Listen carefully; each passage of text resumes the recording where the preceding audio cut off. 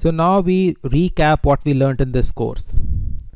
So say you start with a short exact sequence of R module. So this is a short exact sequence. You're going from 0 to m prime to m double prime to 0.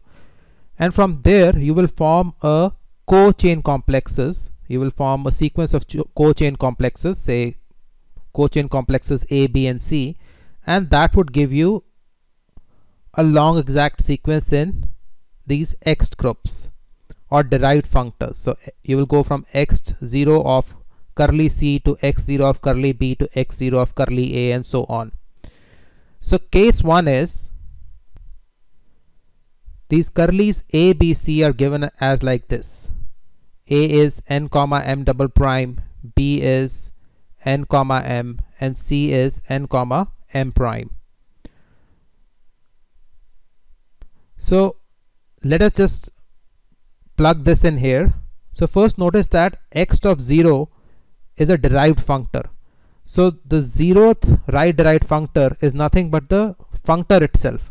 So that is, so x of 0 you derive it from the Hom functor. So I'm going to rewrite this in terms of these expressions. So I'm going to plug this in. So instead of x of 0 you will write Hom of n comma m prime. You have 0 going in.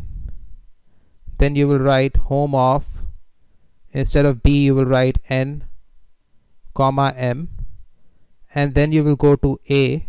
There you will write Hom of n comma m double prime, and then you have these corresponding X groups. So again, instead of C you will write n comma m prime, instead of B you will write n comma m, instead of A you will write n comma m double prime. In fact, all of these x1 etc. are derived functors of this functor Hom. So notice that this is nothing but application of the functor this to this exact sequence. So I'm going to rewrite this exact sequence. I'm going to rewrite in this form now. So I'm not reversing the arrows, I'm just rewriting it differently.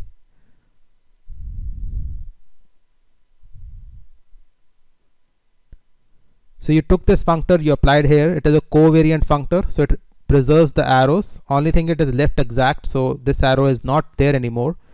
And as we said in our philosophy or hand waving lecture, this sequence basically extends itself to right derived functors, and that is what is happening. This is extending itself to right derived functors, and we know how to compute the right derived functors. They are just computed from this functor Hom. Now we focus on the second part, that is these co-chain complexes. Curly A is m prime n, curly B is m comma n, curly C is m double prime n. So instead of A, B, C here, we will plug in these values. Now where do these values come from? So again I'm going to rewrite x of 0. So instead of x of 0 is nothing but the 0th derived functor. So it has nothing but application of the Hom functor itself. So I'm just going to plug in the values first. So plug in the value of C, which is m double prime n.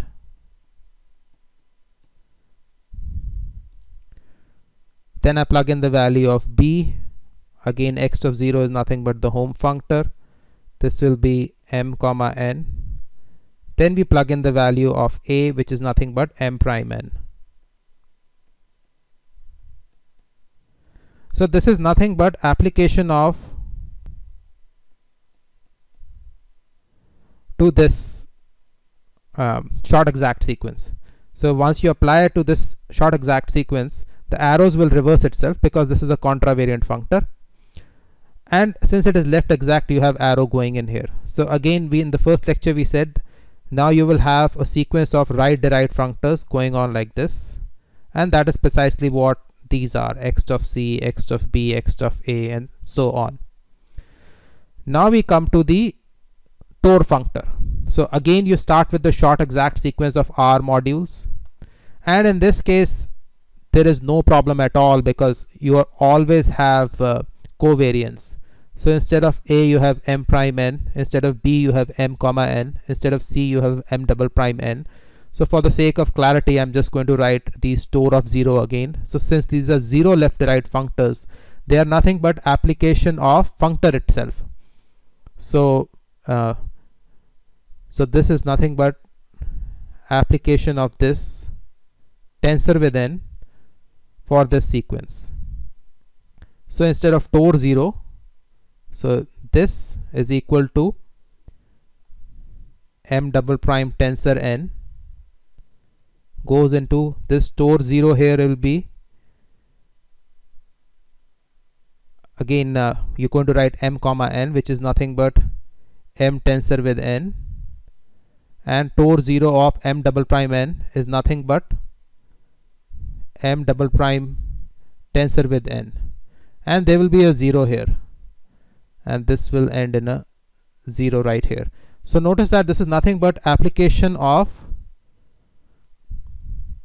this functor tensor with n to this sequence, this short exact sequence. And that is pretty much the end of the story or the gist of the course.